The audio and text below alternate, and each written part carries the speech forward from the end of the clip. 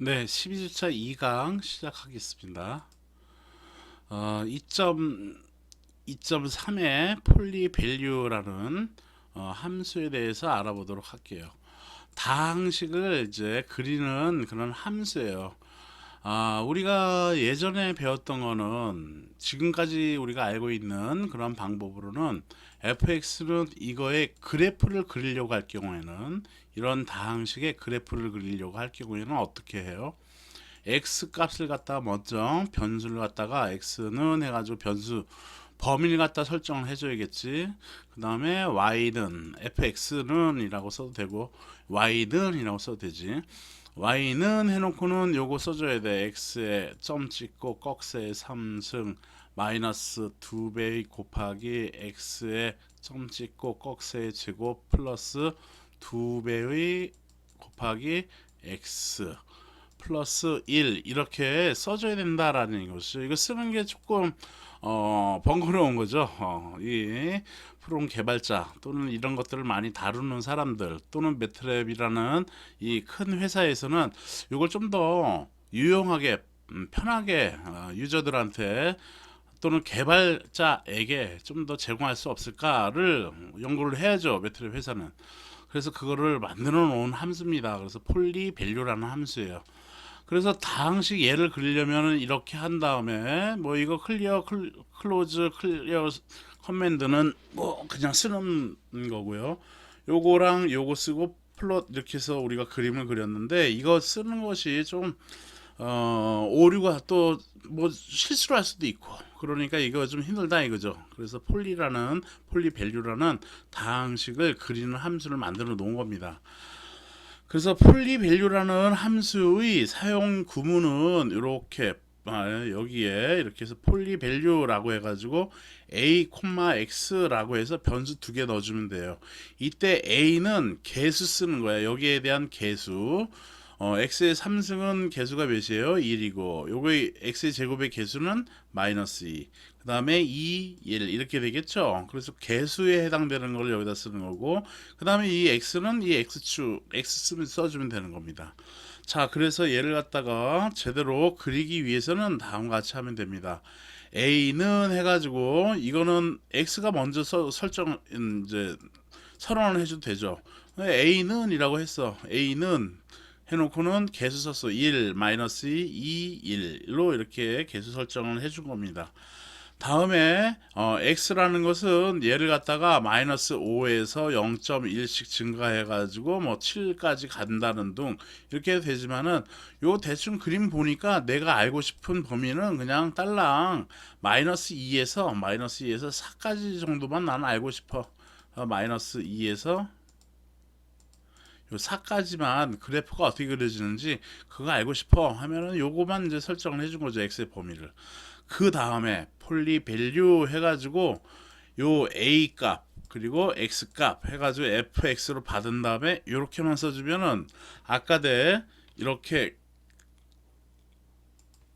위에 이렇게 쓰는 이 구문이 필요하지 않다라는 얘기인 겁니다. 그래서 폴리밸류라는 함수 써가지고 사용을 하면은 멋있는 코더가 되는 거예요. 프로그래머가 될 수 있다라는 겁니다. 그래서 이런 함수를 많이 알고 있는 사람이 위너죠. 어쨌든 간에. 함수 많이 모르면은 이제 고생을 하는 거예요. 고생하는 거죠. 자, 그래서 폴리밸류 해서 요 값과 요 값을 입력으로 받은 다음에 그거에 대해서 이제 fx로 받은 거죠. 그다음에 플롯 x에 대해서 fx를 그려라. x라벨, y라벨은 적당히 쓰면 되고요. 그래서 그림을 그려보면은 이렇게 나타난다라는 겁니다. 얘를 그래서 폴리밸류 함수를 이용해가지고 이 식을 갖다가 코드로 작성한 겁니다. 스크립트 파일로 작성한 거죠. 파일명은 이렇게 만들어 놓은 거고요. 요 지금 주성문 처리한 거죠. 요거는 주성문 처리는 아까 때 1강 때 했었던 그 내용들이라서 요거는 주성문 처리하고서 요거만 바꿔놓은 거예요. 그쵸? 그래서 클로즈 a는 요거 써주고 개수 써주고 그 다음에 x축 범위 그 다음에 폴리밸류라는 함수 써가지고 a와 a 변수 여기다 넣고 그 다음에 x 변수 여기다 넣고 그 그 다음에 그냥 플롯 써준 겁니다. 이렇게 하니까 훨씬 더 수식을 x의 3승이니까 x 점 콤마 아니 헷 3승 빼기 2배의 곱하기 x에 점 찍고 자승 이렇게 해서 뭐 이렇게 플러스 2배의 x 플러스 1 이렇게 수식을 쓰다가 오류 나오느니 이렇게 다항식을 이용해서, 물론 이것도 오류 나오면 안 돼요 여러분들. 이건 제대로 매트랩을 쓸 줄 아느냐를 물어보는 그러한 중요한 문법이 되는 거고요. 다음에 이렇게 계산기 쓸 줄 아는 거 묻는 거고, 그걸 갖다가 좀 더 간편하게 쓸 줄 아는 걸 묻는 겁니다. 그래서 이렇게 폴리밸류라는 다항식을 그리는 이 함수 여러분들이 꼭 알고서 활용을 했으면 좋겠네요. 다음에는 이제 보관법 해가지고는 내사법이라고도 얘기하는데요. 요거에 대해서 알아보도록 하죠. 평균을 추정하는 거예요. 평균을 추정. 뭐 이렇게 한번 예제를 보면서 먼저 보도록 할게요. 이제 화학물에서 발생하는 거품이 발생한대요. 근데 그 거품을 화학적 센서를 이용해서 전력으로 변환시켜 가지고 어느 정도 거품이 나왔는가 그거를 이제 확인하는 시키는 거죠 우리한테. 그래서 거품 발생 후 이런 거 우리가 만들어야겠지. 센서 이용해서 전력으로 변하는 거. 물론 화학과 바이오과에서도 생명과학과 바이오 사이언스 굉장히 좋은 학과인데 커트는 없죠. 요런 학과에서도 뭐 이런 거 할 수도 있겠지만요. 우리도 해야죠. 우리도 가야지. 그리고 저쪽에서도 우리 전기 쪽으로 올 수도 있는 거고. 그래서 서로가 이제 융합을 해가지고 좀 더 사회를 발전시킬 수가 있겠죠. 자, 어쨌든 거품 발생 후 30초에서 4분까지의 전력을 측정한 결과가 30초에서 4분까지 전력을 측정을 해본 결과가 다음 표와 같이 나타났다. 표를 이용하여 2분 경과 후 2분 그리고 3분 30초 때 전력을 구해라, 추정해라 라는 얘기야. 보관법을 이용해서 추정해라 라는 겁니다. 즉 여기 지금 30초씩 이렇게 건너뛰어서 지금 보니까, 근데 그 관리하는 사람이 여기 잠깐 이제 좀 일이 생겨가지고 요때 이 값을 갖다가 측정을 못한 거죠. 그럼 얘를 갖다가 추정을 해야 되겠지 우리가. 그래서 그 추정하는 거를 보관법을 이용해서 추정해라 라는 얘기야. 자, 이것을 인터폴이라고 얘기해요. 인터폴레이션, 영어로 인터폴레이션이라고 얘기하고요. 우리나라 말로는 보관법 또는 안에 삽입했다라는 거로 해서 내사법이라고도 얘기를 하는 겁니다. 그래서 측정이나 실험을 통해서 얻은 자료점들을 이용하여 자료점들 사이에 있는 그리고 얻어지지 않은 자료점들의 평균 값을 추정할 때 사용하는 방법, 그것을 우리는 보관법, 인터폴레이션이라고 얘기를 하는 거예요. 그래서 주어진 자료점들을 다항식과 같은 형태로 표준화해야 돼요. 쉬운 건 없죠. 한 방에 나오는 거 아니야. 그래서 표준화해서 이제 우리가 인터폴이라는 이 함수를 사용하면 되겠다라는 겁니다. 인터폴 1도 있고 2도 있는데요. 인터폴 1 쓰고 그 다음에 좀 이따 배울 스프라인이라는 함수도 있어요. 그래서 두 개 쓰는 게 대표적인 겁니다. 그래서 인터폴이라는 함수의 기본 형태는 인터폴 해놓고 1 해놓고 x, y, 아까 30초일 때 이 값은 몇이었어? 뭐 이렇게 몇 와트였어? 그러면 30초, 45초일 때는 뭐였어? 아니 이거 30초 간격이 했으니까 60초였을 땐 뭐였어? 그 다음에 90초였을 때는 뭐였어? 이런 식으로 그 x와 y 값 여기다 적용시키는 겁니다. 다음에 아까 빈 공간이 있었지. 그 값이 이제 이 x 인티저에 들어가는 그러한 변수가 되겠습니다. 그래서 그 내용을 우리가 쓰면 되는 거예요. 이 함수 이용해 가지고 그 값을 우리가 추정하자라는 겁니다. 그래서 이 문제를 봤을 경우 그래프를 그려서 볼 경우에는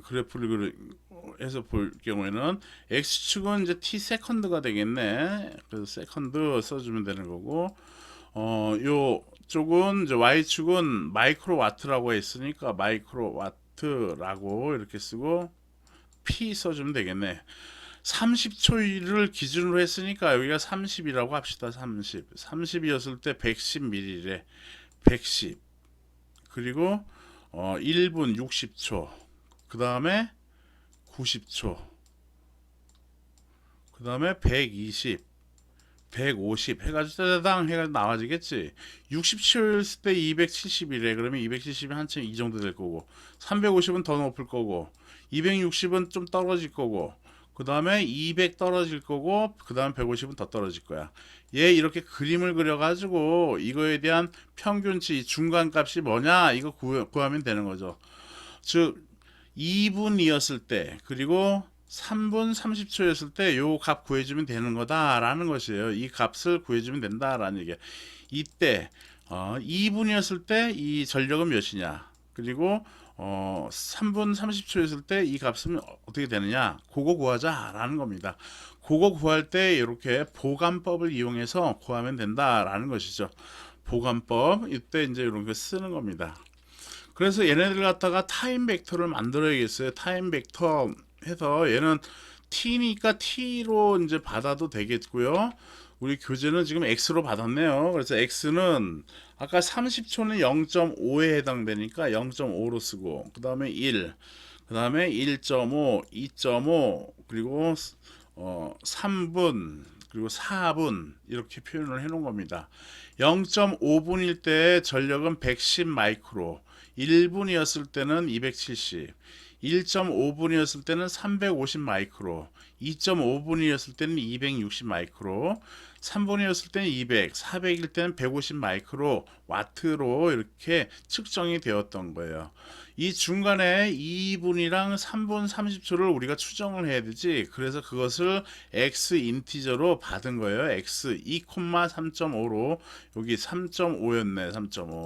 3.5로 받은 겁니다. 그 다음에 간단하게 함수 인터폴 x, y, x 인티저 써주면은 요 2에 해당되는 전력, 그리고 3.5에 해당되는 전력이 딱딱딱딱딱딱 이렇게 그려질 때 2에 해당되는 게 이쯤이었으려나, 그리고 3.5가 여기였으려나, 요때의 이게 2고 여기가 3.5초에 대한 세컨드 초에 대한 y 값이 나와진다라는 겁니다. 그때 사용하는 함수가 뭐라고?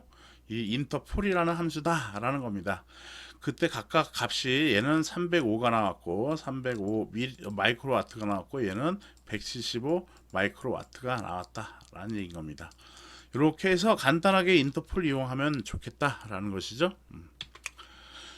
그래서 스크립트 파일로도 이렇게 써놨으니까 여러분들이 참고하면 되고요. 그림도 이제 그림으로도 한번 보여준 것이, 이거는 그냥 이렇게 해가지고 값을 정확하게 나타낸 거고, 값도 중요한데 나는 그림으로도 보고 싶어 하면은 이렇게 그림으로도 해서, 여기는 x와 y에 대해서 점선으로 그리라는 얘기인 것이야. 그래서 파란 거로 이렇게 그려놓은 게 이 점선이 x, y에 대한 것이고요.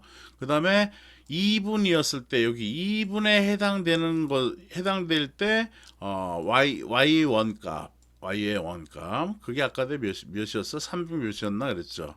그 다음에 3.5초였을 때 y의 값을 이렇게 y 원값은 받아놨잖아. 뭘로 받았어? 인터폴이라는 함수를 이용해 가지고 그 값을 보관법으로 리턴 받은 거 아니야, 그쵸? 그래서 그거는 이제 동그라미로 표현을 하게끔 이렇게 표현을 해 놓은 겁니다. 그림으로 보니까 대충 이때 있구나 라고 우리가 좀 볼 수가 있을 거예요, 그쵸? 그 다음에 라벨이랑 엑시스는 여러분들이 뭐 다 아는 거고 이제 이렇게 사용하면 되겠네요. 다음은 이 그림을 보니 이 그림이 너무 직선적이야.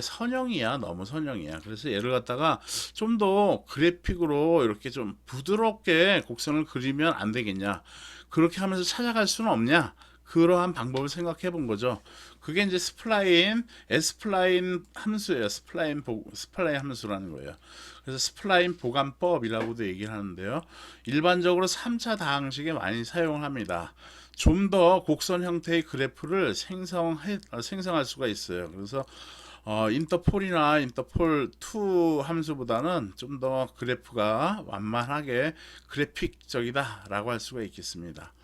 스플라인 함수는 스플라인 해가지고 x, y 그리고 x 인티저 한 다음에 요 값을 y 인티저로 리턴을 받아야 돼요. 그 다음에 그걸 갖고 플롯을 그릴 수가 있는 것이죠. 플롯 해가지고 x 인티저, y 인티저를 여기다가 써주면은 요거에 대한 그림을 그릴 수가 있다라는 겁니다. 물론 x와 y에 대한 그림도 그려봐야겠죠. 그래서 예제 한번 보도록 할게요.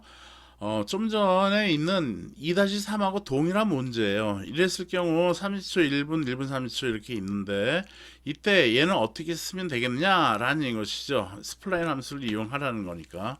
처음엔 동일해. x는 0.5 해가지고 구하는 거, y는 해가지고 이렇게 구하는 거 동일하죠. 이건 아까도 했던 거니까 그 주성문 처리한 거예요. 다음에 x 인티저를 갖다가 아까는 뭐로 했었어? 그렇죠. 2초랑 3.5초이었을 때 그 y 값을 구하는 것이 목적이었으니까 x 인티저를 2하고 3.5로 이렇게 우리가 리턴을 받았어요. 여기서는 여기 있죠. x 인티저는 2,3.5로 해가지고 리턴을 x 값을 저장을 해놨었단 말이지. 근데 지금은 그렇게 아니라 이 그림을 그림에서 보면은 빨간 게 S플라인으로 그린 그림이야. 이렇게 부드럽게 그림을 그리려면은 이 X의 값이 많아야 돼요. 그래야지 부드럽게 그거에 해당되는 Y 값을 전부 다 이어서 그림을 그려지는 거니까. 그래서 X 값이 많아야 돼. 그 X 값 많아진 게 X 인티저예요. 이 X 인티저를 이만큼 촘촘히 값을 샘플링을 받은 거예요. 즉 0.5에서 요거는 동일해야지. 0.5에서 4까지 요건 동일해야 되지. 이 x 값하고 나중에 플롯을 그리려고 하려고 하는 거니까 우리가 0.5하고 4까지는 동일하고 그 다음에 0.01씩 값을 나눠 가지고 x 인티저에다 넣어라. 그 다음에 y 인티저는 이 x 인티저를 이용해 가지고 보관법을 사용해 가지고 y 값에 넣어라 라는 겁니다. 그래서 이렇게 보면은 그래서 x 값은 0.5에서 0.01씩 증가해서 4까지 증가시키는 거고요. s플라인은 x, y, x와 y에 대한 이러한 값을 참고해서 보관법을 이용해 가지고 x 인티저에 해당되는 요 값을 적용을 시켜 가지고 여기와 여기 사이에 있는 그 값을 나한테 넘겨라 라는 겁니다. 물론 그 값을 넘기는 건 아닌데 그림만 그려주는 거죠. 대신에 여기다가 이제 플롯이라고 해놓고는 내가 이제 우리가 동그라미로 표현을 해놓은 거예요. x와 y를 동그라미로 표현해라. 그래서 동그라미 이렇게 나와서 둘, 셋, 넷, 다섯, 6개를 그림을 그려놓은 거고요. 다음에 x와 y를 또 점선으로도 이렇게 그려놨어요. 이렇게 점수를 그려놨어. 점선 그려놓고 동그라미도 그려놓은 것이죠. 그런 상황에서 보관법을 이용했을 때는 아까 2초였을 때는 이 지점이었으니까 여기에 찍혔을 거고 3초였었나 아까 3.5였나 그때는 3.5였네. 2초랑 3점이었으니까 요때 요 값이 원래 이렇게 찍히는 거였는데 여기에 찍히는 건데 그렇게 안 하고 스플라인 함수는 전부 x 인티저 여기다 딱 받고 리턴 받고 변수로 받는 거예요. 그 다음에 y 인티저 값도 여기에다 이렇게 받는 거야. 즉 스플라인 함수는 x 인티저라는 모든 값에 대해서 y 인티저로 다 받으라는 얘기가 되는 겁니다. 물론 참조는 x와 y를 참조하면서 그 해당되는 상응하는 값을 y 인티저로 받는다라는 것이죠.